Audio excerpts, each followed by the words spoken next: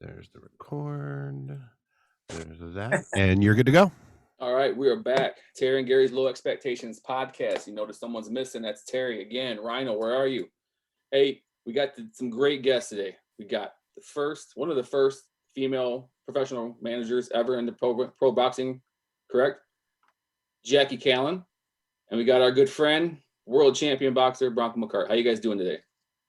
Doing well. I'm great. So, pro boxing. Now, how did you get into pro boxing, Jackie? Oh, I was going to say, you're talking to me or to Bronco? No, because we have two completely different paths how we got into the sport. That's for sure. Bronco and we have different routes, but I was a journalist writing for a daily newspaper, and I was covering sports back in the mid 70s when there weren't women covering sports, very few anyways. And I started out covering football, baseball, basketball, hockey, and I got an assignment to interview Tommy Hearns, a young boxer that had turned pro in Detroit. And that piqued my interest in the sport, and I've been involved in it ever since for 43 years. But I went through a lot of different hats that I wore. First, I was a boxing writer, then a boxing publicist. I worked for Tommy in the Kronk gym for probably about 10 years before I started managing, which was in 88. And then I turned Bronco pro in 92. And I'm still managing now. So it's a lifelong career for me. But before Tommy Hearns, that interview, you never had any inkling as far as boxing goes at all? Oh my God, I'd never even seen a live boxing match. I mean, I knew, obviously I knew about boxing. I'd, seen Muhammad Ali and Joe Louis, and I was aware of the sport, of course, but I'd never been to a live fight. And so, it was crazy for me because it was like a totally new experience, but I absolutely loved it from the start. It was like, I just fell in love with the sport. And I realized what it took for a person to get in those ropes, climb through and face another person who is there trying to basically take your head off. And I thought it was so interesting that the person could be a very kind, gentle, intelligent person outside the ring. And then they'd climb through those ropes and they'd turn into like a completely different animal. So I got interested in it from the psychological viewpoint, from that perspective. Yeah. And that's what kind of hooked me. And then the more I got to know about it, the more I loved the sport, and the more I wanted to be involved. And it's a lifelong thing. I don't think I'll ever get out of boxing till they have to, lift me up and put me by the ring. So speaking of that, the psychological thing, Bronco, can you expand on that as far as, because I've known you for a long time. You're just a sweet, lovable teddy bear, right, outside the ring. And then when you get in the ring, you're trying to kill somebody. So yeah, it's crazy. There is a switch. I always say it takes a special kind of person to be a professional fighter, whether it be in boxing, MMA, or whatever. But there is something about that middle rope when you duck under. It's like there's a switch in the back of your head. When you duck under, it's almost like that rope clicks it on and say, all right, it's time to. You dislike this person. You want to do everything you can to beat this person. You never seriously want to injure another fighter. I mean, you want to stop them. You want to knock them out if you can, or her, or whatever. But you never seriously want anybody to get injured. Like when people say, oh, I want to kill that guy. You really don't want to kill nobody. Nobody wants to live with that on their conscience. But there is something about it when you step under. It's the like you could be smiling, you get boom, everything just changes. And even to this day, if I ever go into a gym just to mess around and get in the shadow box, there's something about just ducking under that rope, man. It just takes you to a different mind, just a whole different mind path and a whole different mindset. Do you find it hard? You have to know. I'm sorry, but you have to know how to, turn it back off when you get out too. It's like you're two separate people, but you are one person. You see that a lot in pro sports. People have trouble turning it off once they get off the field or off the court or out of the ring, like you said. So that's got to be a tricky thing to manage. Really, believe it or not, it's necessarily not an easy thing. But like I said, you're a Dr. Jekyll, Mr. Hyde. When you're in that ring, you're the bad person. When you're outside that ring, you're just a normal everyday human being, whether you're a father, a mom, a brother, whatever you are. You just want to just live life and get along with everybody and just be normal, I guess. Well, when you said you go into that middle rope and that switch turns on, even when you're sparring, is there a tendency to go too hard in sparring, or you try to pull back a little bit, or? I mean, You know, Jackie will tell you, we basically had two rings in her gym. The one ring was when the guys that were really going to seriously get in there and go to work, go to war. And the other ring might have been for either lesser level fighters or more of a learning type of fighter. But James Toney and Jackie's gym had that one ring, and he wanted dogs only. He would say in that ring, he'd bring dog biscuits in there, wouldn't he, Jackie? Throw them in the ring. Absolutely. Yeah. But you know what, Bronco, you're an exception because you are such a gentleman outside the ring, and you're such an exemplary person in every way. And we both know that a lot of boxers don't have that switch that you talk about, and they are sometimes more like their in the ring personality, even outside the ring, whether that's actually how they are or whether they want to keep up that tough guy persona when they're on the street. I don't know, because it's different with every fighter, but I don't know that everyone has that same switch that you have, or that switch is in a different place or isn't as easily accessible to them. So how did you guys link up together? Well, I saw Bronco fighting as an amateur, and I saw a lot of potential there. I thought he was very, not only just a good fighter, but I thought he was very marketable. His personality, his looks, and he was on his way to the Nationals. And I said, when you get back from the Nationals and you win it, I assumed he was going to win it. I said, then we'll sign a contract and let's get moving. And he didn't win it. There's a lot of politics in amateurs, and you can win a fight and not get the win. And that didn't bother me at all. I still wanted him very much. And I saw a world title in his future, and I wanted to be a part of that. And I wanted to make it happen for him. So we signed a contract and got started, and he got his world title, and very well deserved, I might say. He did everything right in the ring, and he lived right outside the ring, and it takes both. And like I say, he's the perfect example of what a boxer should be. You speak of James Toney, you also managed him, and who else have you managed?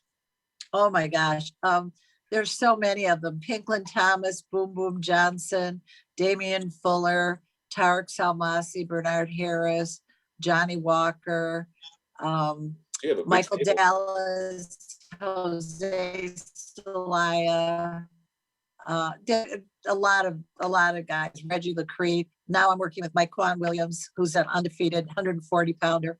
But I've been very blessed because I've had the opportunity to work with some really good, talented fighters. Some were better than others, some were nicer than others, but each one had something very special about them, which is why I was interested. And as far as manager goes, what do you do? As a manager, do you promote the fights, or do you get the fights? Do you help them see their potential as far as marketing and avenues like that? Or what does a professional boxing manager do? Well, I think it's different managers take on different roles. I think that there's the manager who signs a contract and is there to collect their percentage, and basically they have other interests and they do other things. That's just an investment for them. Some are more hands-on. I personally like to get very involved with my boxers, and they're kind of like family to me. And it's more than just negotiating the contract or finding the right opponent at the right time. It's really in trying to get into their heads and understand what motivates them so that you can be the cheerleader that they need and be their support system. And, boxing's like really a 4-lane highway, because you've got the fighter in one lane, and then you've got his trainer in another lane, the managers in the third lane, and then if you're lucky, you have a promoter in the fourth lane. And if everybody stays in their lane and does their job, it works out beautifully because everybody focuses on what they're supposed to be doing. And I think that when it's running smoothly, it's great. And when it isn't, it's like a car wreck, because you cross over into someone else's lane, then you're going to have a problem. Bronco, do you think managing is something you'd ever want to do as far as in the boxing community? I mean, I've thought about it. Actually, probably myself, if I was going to do more, it'd be along the line of training. I think that would be more of my avenue. I mean, of course, if I had the right fighter that came along, I definitely would like to, help promote or manage and guide in the right steps. But I just think it's a different sport now than it was when Jackie was. I mean, Jackie was the hottest thing in boxing. She had James Toney. He at that time he was pound for pound #1 guy in the world, and Jackie was, she was just breaking all kinds of ceilings, doing all kinds of things that nobody as a female had ever done in boxing. She's the most successful female manager in boxing. She would get you indoors that you couldn't get in. I remember one time we were in Las Vegas and we were going to go into some fights, and I didn't have tickets. And Jackie was like, "Listen, just act like you know what you're doing, and you'll get in." I said, "Okay." So I walked to the door. You remember this, Jackie? I walked do. to the door. Okay, and Sean O'Grady and Albert, I can't remember the other guy's name, but from USA Tuesday Night Fights was at a table, and I walked to the door, and security said, "Hey, no tickets." And I said, "Hey, Sean." He said, "Hey, Brock, how you doing?" He waved, and I said, "They're going to interview me." He said, "Oh, go on in." So I went in, talked to him for like 2 minutes, and sat down in the front row. So I learned that my whole life. She said, when you walk into a place, always act like you belong, and things will go your way that night. I've always used that to this day. That's some good information. Now, you know where you belong, Terry? You belong on a show at 4:00. My apologies, Jackie and Bronco. I about a month and a half ago, I slipped in the shower and I tore up my back. I wish I would have fallen, but anyways, so I've been nursing my back, and I had a chiropractor's appointment. I'm good now, but 2 weeks ago, everything that was tight loosened up, and I had a bulging disc, which I couldn't even. I don't know if you guys ever had a bulging disc and a pinched nerve in your lower back. Oh, it's so painful, So the last 2 weeks I've been really nursing it, a lot of chiropractic care. Well, yeah. glad to see you here now. It's Well, never too late to join in. Right. On my way home, I've got this old truck, and she's about 16 years old, and the four-wheel drive lights coming on, and I'm racing to get home, and I'm like, oh man, I don't want anybody to wait, so please start without me. And then I turned it on, and so just so you know, Jackie, I ask all the dumb questions, like, have you ever seen Rookie? Like, bring it on. Give me a dumb one. Right. Give me a dumb question. I would ask a question is, have you ever seen the movies Rocky, and what were your thoughts? Oh, for me, that's a great question. Because before I actually went to my first fight, I saw the first Rocky. Fell in love with the sport, fell in love with the star, fell in love with the whole aura. Right. So go forward 2 years and I go to my first fight. Now I'm involved in boxing myself, so I have a different appreciation for it. Now I want to meet Sylvester Stallone because we can talk about boxing. He played a fighter. I'm in boxing, right? So 2 years later, maybe it was 3 years later, I think it was at the first Leonard Hearns fight in '81. I actually got to meet him and talk to him. And then we became friends over the years. Years later, we did The Contender together on NBC and had the same locker room, same dressing room. I don't know why everything to me is a locker room, but we had the same dressing room. And, I spent a few months together with him and spent a lot of time hearing his stories and that. But I've seen every Rocky, every Rambo, every Creed, any movie that has anything to do with boxing. Believe me, I've seen it. What I just realized is you're way cooler than myself and Gary put together. That's obvious. Yeah. I don't know about that. You guys are pretty cool. Where did you guys film The Contender? Was it in South Philly?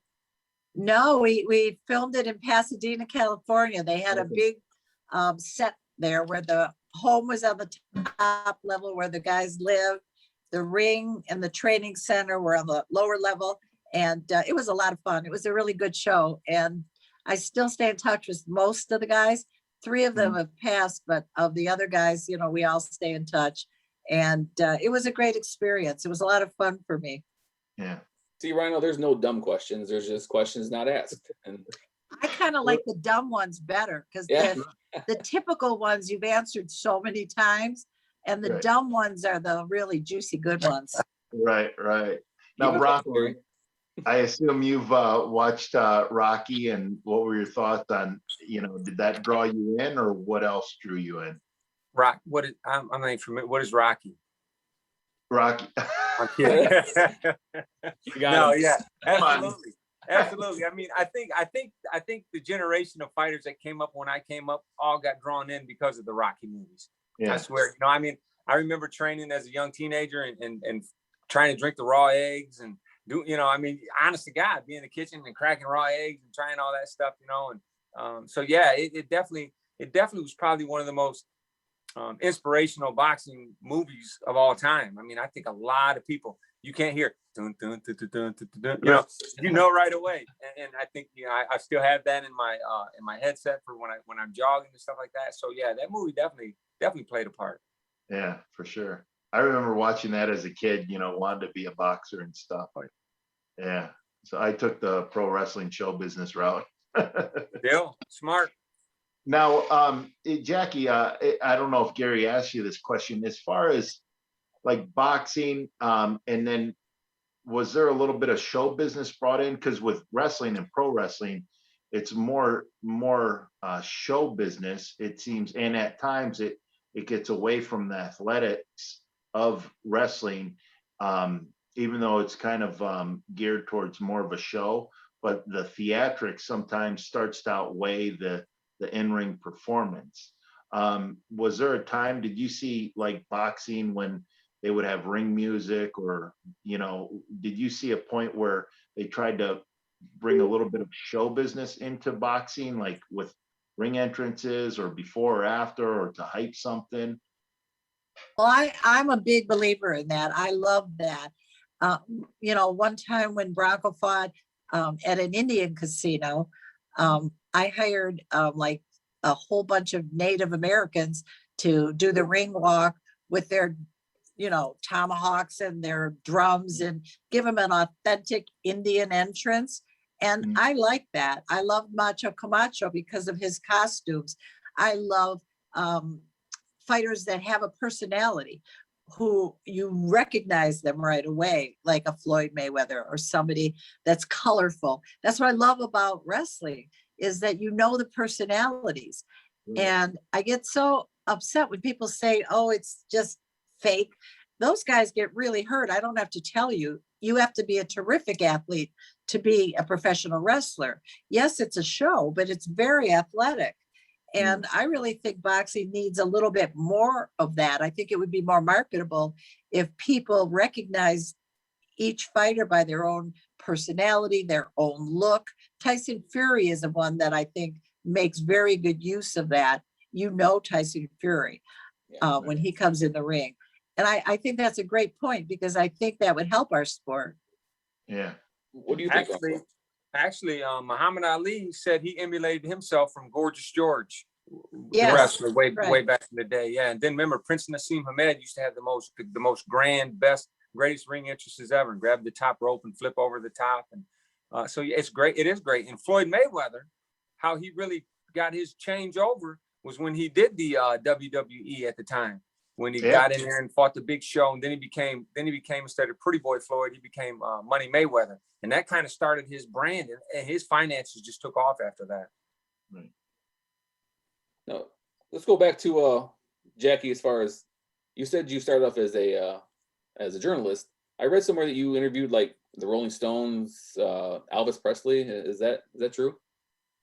Oh, absolutely. In my career, and I had a very long 25-year career as a journalist for one particular paper. So I covered the Oscars, the Emmys, the Grammys, the Tonys. I traveled around and did all the film junkets. So I knew all the big movie stars, but I did get to interview Elvis, which very few people did. Michael Jackson. I had the Rolling Stones at my house for dinner. I covered the Beatles at Shea Stadium.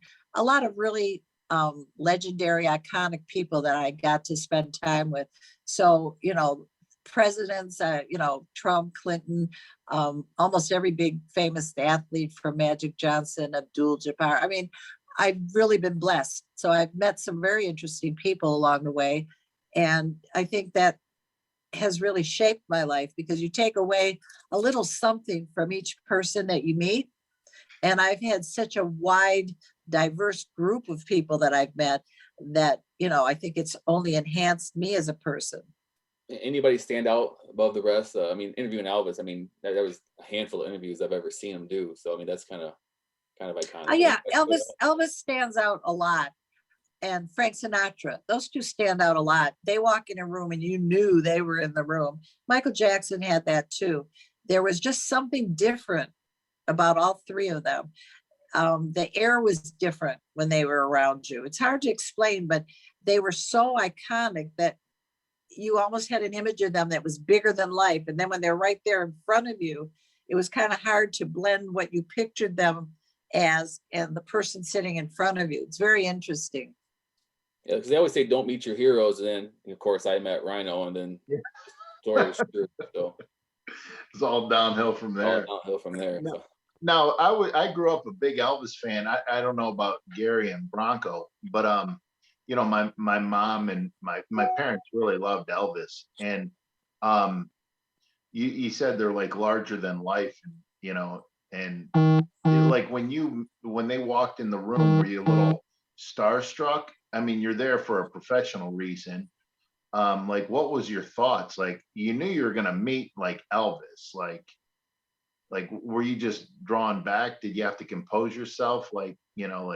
No, it's funny, but I've always been kind of a confident person myself and very fearless. I'm not afraid of anything or anyone, and I don't get awestruck or intimidated. So it was just I was excited to meet him, because obviously you're meeting Elvis. That's a big thing, but I wasn't intimidated in any way. I was just real anxious to meet him and see what he was like. And I thought it was going to be a memorable experience, which it really was. But I don't think I've ever been in a situation where I've met anyone where I was uncomfortable or felt out of place. Yeah. Just so you know, if I ever meet James Vanderbeek, I'm gonna lose it. I'm gonna start crying like one of those girls when the Beatles came off the plane. I'm gonna lose it. I'm a big fan of Dawson's Creek, so don't judge me, Bronco. Don't judge me, Gary. I'm trying not to. Right. So what we're gonna do now? We're gonna talk about secret TV shows we watch. We don't want nobody to know. Just don't tell me that you watch the Kardashians. No, I don't. Nope. I don't. So. I don't hear Bronco. Yeah, Kardashians. Yeah, no, I don't really know. I'm a Judge Judy fan, and Judge Millian. I watch all the judge shows. Judge Greg Mathis. I watch all the judge shows all day long. Then at nighttime, everybody loves Raymond and King of Queens. Kind of like my life. Very good shows. Very good shows. So when you broke into boxing, Jackie, it had to be a boys' club.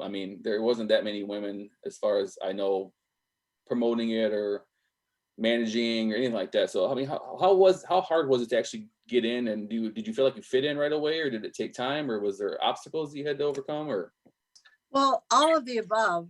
Obviously there's always obstacles when you're entering a new field, when you're the total fish out of water, and there were no other women. So it wasn't like there were a few others that I could pick up a phone and call and say, how did you handle this? Or how did you deal with that situation? I just had to figure it out on my own. But like I said, I'm a pretty comfortable, confident person. So I really didn't let anything stand in my way. I pretty much knew what I wanted to accomplish. And the times when there were the haters or the people that said you can't do this, or the times when they didn't let me in the locker rooms and they didn't let me get in the ring with my fighters, and I saw all the male managers doing it, but they wouldn't let me. I just had to gradually earn my respect, make my way in the business, so that eventually they did let me do the things that the men were doing. But I didn't throw a tantrum and yell and scream, and I kind of always kept my composure. I didn't change the way I dressed or acted. I still kept my own genuine femininity and didn't try to be one of the guys, so to speak. And I think if you remain true to who you are and keep that up, you don't have to worry about keeping up an act if it's not an act. So, I have a pretty thick skin, and whatever was thrown my way, I just let it roll off my back and kept moving forward. Do you think, if I could follow up on that, do you think if you would have went at them and butted heads, because it seems like you took the road where, you earn the respect, and then they kind of realize, okay, well, let's let her in some more, because you were chartering some uncharted waters.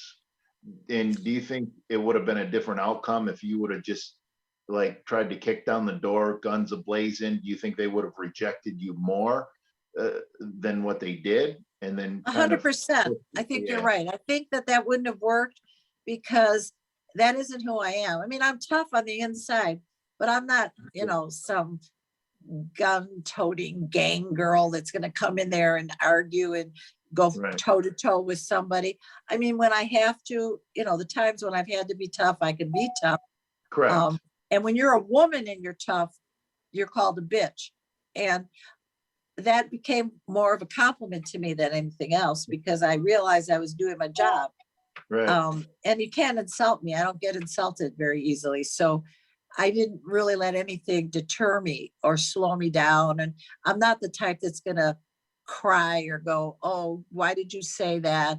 Or if a guy dropped his towel and tried to, throw me off my game by doing something stupid like that, I never let it bother me or showed that it bothered me. Because the minute you let a bully see that it affects you, they'll keep bullying you over and over.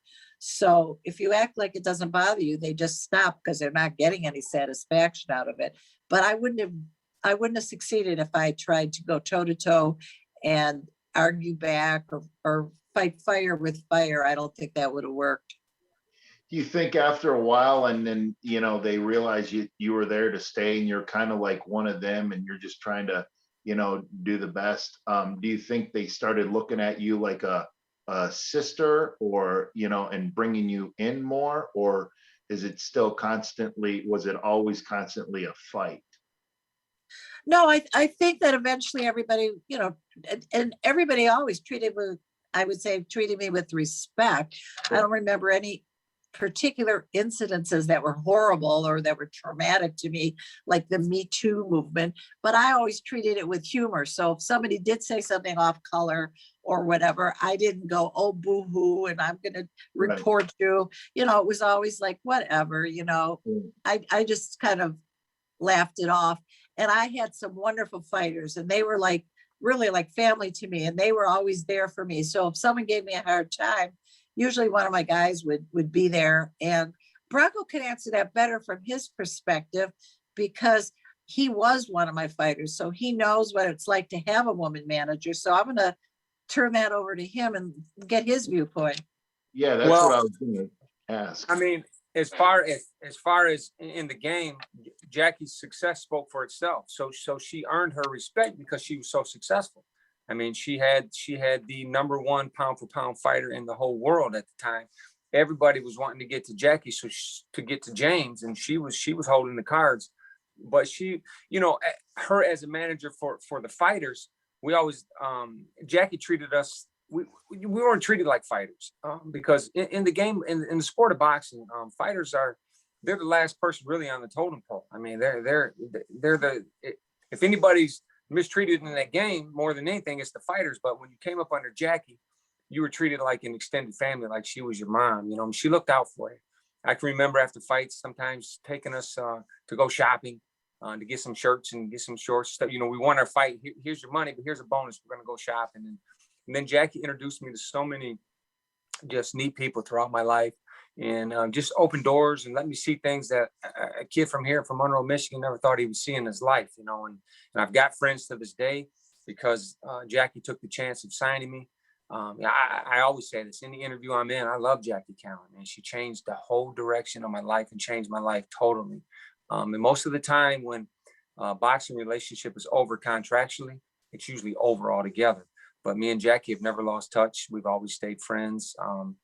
get together at different events here and there, see her at fights still. So Jackie was a special person in the game of boxing because she didn't look at you as just that fighter, that piece of meat that I'm just going to throw you in there, get what I can and move on. She looked out for you, wanted you to have a better life after boxing. Always try to tell guys to prepare themselves because you never know what's going to happen. And like I said, she treated us like a mom. I mean, Jackie was good to me. I could never speak a bad word ever about Jackie Counter, ever. So Yeah, did it make you feel like you had to protect her at all, though? I mean, was it? Oh yeah. Your mom walks into a seedy Right. place, and boxing itself is a seedy sport kind of. And yeah, you can believe people might have whispered from the bleachers, but nobody ever came up to Jackie with us there as fighters and said anything disrespectful for her, because to her, we would have jumped her like we would somebody talking to our mom or our sister. Believe that. Now, Jackie, are there any women managers or right now? Do you feel like you've opened the door for future women to be a part of the boxing, or? Well, I hope so. I hope that I inspired other women to want to get into the sport. And there are some here and there. Not a lot. It's still strictly a male sport. There's a few females that have gotten involved either as fighters.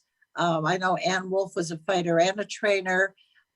There's a couple girls, Michelle Rosato, who got into promoting for a little while. Serafina and Rachel. There's been a few. Rachel Charles is now getting into management and PR. So there's been a few, but very few. I would have expected far more. Yeah. But it's a tough business, and it's not for most people. It's a tough business, boxing. It's not a glamorous sport. It's not like the movie business or TV. You're dealing with down, greedy people, and you have to have the right personality for it. I mean, when I started, the fighters were my kids' age, basically. And as the years have gone by, now they're not just my grandkids' age, they're younger than my grandkids, older than my fighters. So, at this point, it's a different game to me because I'm like the OG. I'm the old timer. I'm old school. But I don't know if this equates, but do you feel, and you talked about women actually boxing. I just seen recently the NCAA, their basketball tournament, the women had one rack of dumbbells for their training facility, and the men had an entire 25,000 square foot, gym. What do you think that women in sports, their TV, their ratings, their pay, their equipment, they're just overall seem to be given less than the men's, the men's divisions? Well, I think it's the same across the board in the corporate world, in politics, in most fields. It's still a man's world in many ways. Ceilings have been broken and doors have been broken down, and women have walked paths that they hadn't previously. But there still isn't total equality, and it isn't an equal world for men and women pay-wise and benefits-wise. But, I'm not going to get on a platform and preach, but that's a good example of what it's like. And it's still like that in women's boxing and in women's sports, in the business world, and in other walks of life. Women are still treated second class, unfortunately. Well, go ahead, Terry. Bronco, actually, this question is for both of you. Speaking of women's sports and stuff like that, since both of you have gotten into boxing, have you noticed women boxing grow? And if you have, where do you think the future for women's boxing is?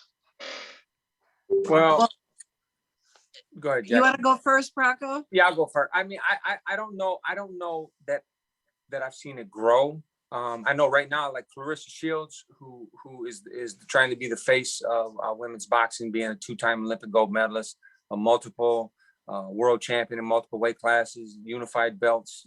I mean, she's trying to be the face of women's boxing. But back in the day when you had like Christy Martin and you had Mia St. John and you had Ann Wolf. Shoot, now Ann Wolf was a monster of a boxer. That Now I'd put her pretty much in against anybody in her weight class, male or female. She was special.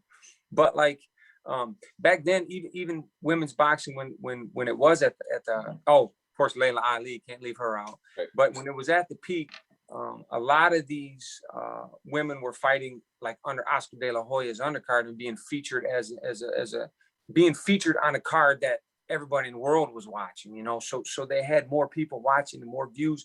Boxing right now just doesn't, I haven't seen a real high profile fight where they featured a high profile female. I mean, they just tried to do an all female pay-per-view card in Flint, headlining Clarissa Shields. I don't know how the numbers turned out, but I don't know. I don't think it's right now, to me, I don't think it's on an upswing. Even men's boxing is not where it should be, because used to be everybody in our generation, we all knew who Marvin Hagler, Tommy Hearns, Roberto Duran, Sugar Ray Leonard. We could name every middleweight, welterweight, heavyweight champion, and now it's just not that way currently. Yeah. Did we lose Jackie? Oh, Yes. Oh, there she is. Well, you mentioned movies earlier. It's not like a movie. I have to bring up the movie. 2004, you had a movie created about basically your life called Against the Ropes. Not. No? It was supposed to be created by, based on my life, whatever. But they changed it so much that it ended up like I made them change it to inspired by my life, because Okay. it really didn't follow the true story at all. So that movie wasn't what it should have been. It was a decent movie, but it wasn't my life. But since my battery's starting to kind of run down here, I want to answer your question about women's boxing, because in the late 90s, I was the commissioner for female boxing for the IFB Women's Boxing Federation. And there were quite a few then, and it was getting to be very popular. And then there were less and less girls that were going into the gyms. And then after that, HBO refused to have female fighters. And so they didn't have as much of an audience. And other than Clarissa Shields, I can't really name, maybe Katie Taylor, but there aren't very many anymore that you could even name. So it just never really caught on the way we thought it was going to. Now, do you think with a lot of female wrestlers, in the professional wrestling, and you see more, their matches are highlighted more. Do you think maybe channels of distribution like an HBO would maybe give women's boxing another shot at, because if you don't have TV and you're gonna not build an audience. So You're 100% right. 100% right. If they had the exposure, right. I will say that on most cards, and if I disappear, guys, you'll know the battery's gone. But on most cards, the women's fight, Bronco will tell you, is often one of the best fights of the night. There's something about seeing two women fight. People love it, right, Bronco? Yes, absolutely. Absolutely. They don't, because unlike in my opinion, unlike the men, they don't sit home and study all these tapes and worry about what gloves they're wearing and what shoe size they have and what their trunks look like and how tall. They just fight. That bell rings and they go and they fight. They fight. There's no fear. It's crazy. Now, have you ever trained? Go ahead. Oh, my bad, Gary. Go ahead. No, I was gonna say, do you think UFC has hurt boxing as far as the views? I do. I think that it's taken away a portion of our audience. I think that because it's so much more visible, there's so many more. UFC is on all the time. You turn on the TV and you see, fights in the cage. So you see a lot of cage fighting, and there isn't as much of the pure boxing that there used to be. We used to have Wide World of Sports, CBS. We used to have boxing on TV, USA Sports Tuesday nights, Friday night fights. You don't have that anymore. And so I do think it's cut into us. What do you say, Bronco? Well, and to take it a step further, where I see the differences too, in the boxing now, everybody feels like they have to have the, no loss on their records. You can't lose a fight or it's all over for you. And in the MMA, these champions, most of them, not all of them, there's a few, but most of them have 5, 6, 7, 8 losses because they fought the best other guys or girls in their division. See, in the MMA, they make the best fight the best. There is no, well, my promoter says I can't fight this guy on this network or this girl on this channel or whatever, and I want 60%, you get 40, and you know what? All the crazy reasons for fights not to happen. The MMA doesn't allow that. And boxing also, to me, is a generational sport. It's a sport that you pass along through your family. My dad watched boxing. I watched boxing. My oldest daughter is a huge boxing fan. She came up in the heyday of my boxing career. So I just think that this newer generation, they love the MMA. They love the different barbaricness of it. I don't know if that's a word, but it is for this show. Barbaricness. I like that. Yeah, of the no sport expectations on this show. Right. So I just think, but I just don't think that it is about exposure too. Also, I mean, back in the day, everybody, if you never even watched a boxing match, you knew who the heavyweight champion of the world was. That was the most recognizable athlete on the planet at one time in sports. And now I could go out my door right now and ask 20 people who the heavyweight champion. I'd be lucky if 5 of them knew. Do you think that? Go ahead. No, go ahead.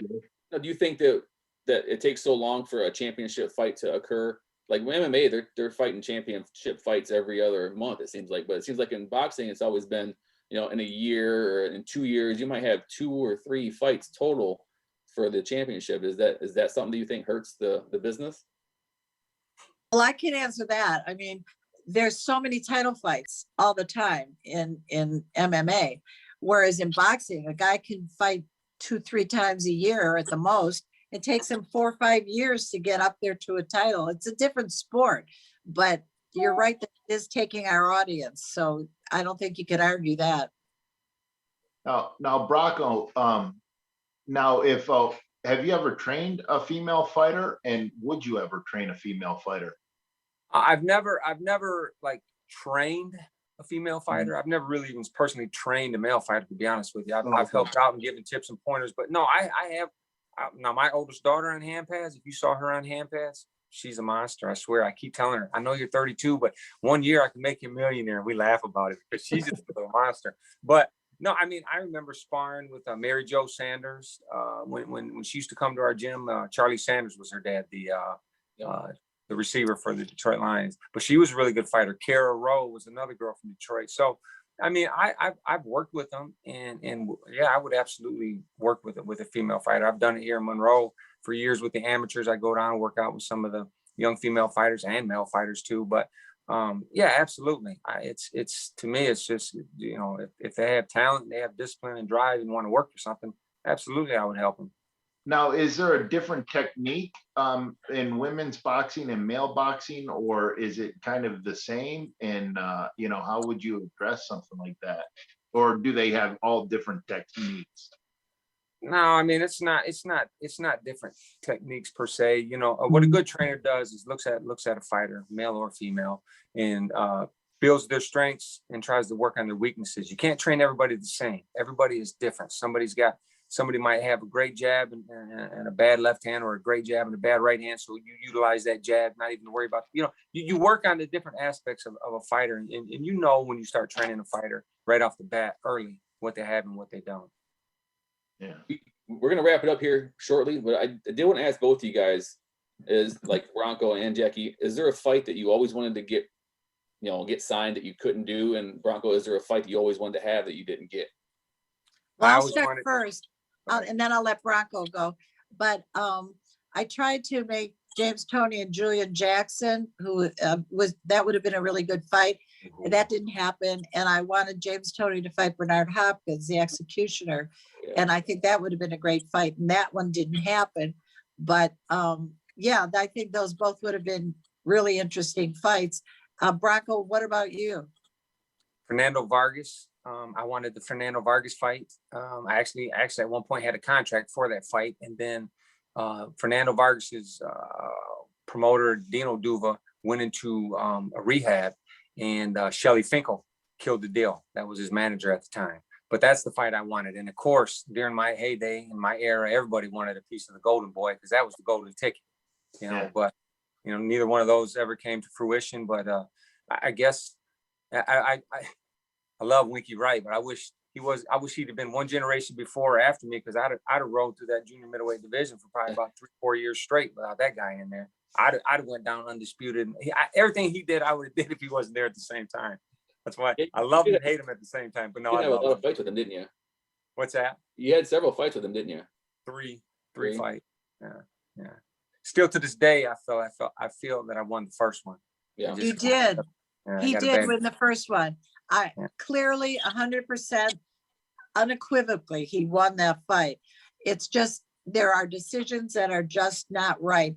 When Tommy fought Ray the second time, it was considered a draw, but he clearly beat him. Ray will tell you that.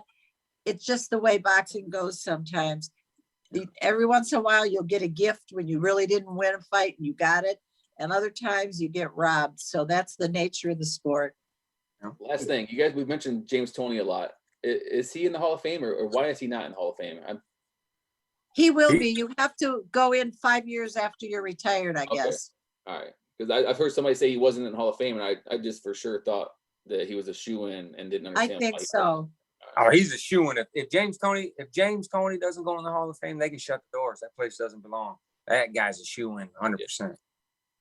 Could I ask one question before we leave to follow up on Gary's? If you could pick any period in time and go back and manage a boxer, or Bronco, you fight a boxer at any period in time, who would it be? Well, obviously, it would have been great to manage somebody like Muhammad Ali. That would have been a great ride. It would have been fun to manage Mike Tyson, challenging, but interesting. To manage a heavyweight champion of the world, I think, is the ultimate. I think I would have really enjoyed that. I think I would have liked to, if I could go back in time, I really would have enjoyed managing Joe Louis during the Max Schmeling fights in that era. And maybe Rocky Marciano, managing him might have been fun too. Yeah. Bronco? Quite honestly, I was happy with the era I came up in, because the generation right before me was just a generation of killers. That was the Tommy Hearns, Duran, Hagler, Benitez, Leonard. That was that generation 10 years before me. So I'm glad I came up in the generation I came up in. That was just fine for me. I just wanted Winky to come up either one after or one before. That'd have been perfect. Hey, it's been great having you guys on. It was a pleasure meeting you, Jackie, Bronco. Thank you so much. Thank you. Thank you. Just keep it going. You guys are doing great things. You're going to keep managing, right? You got boxing absolutely. going on. So best of luck to you. Thank you.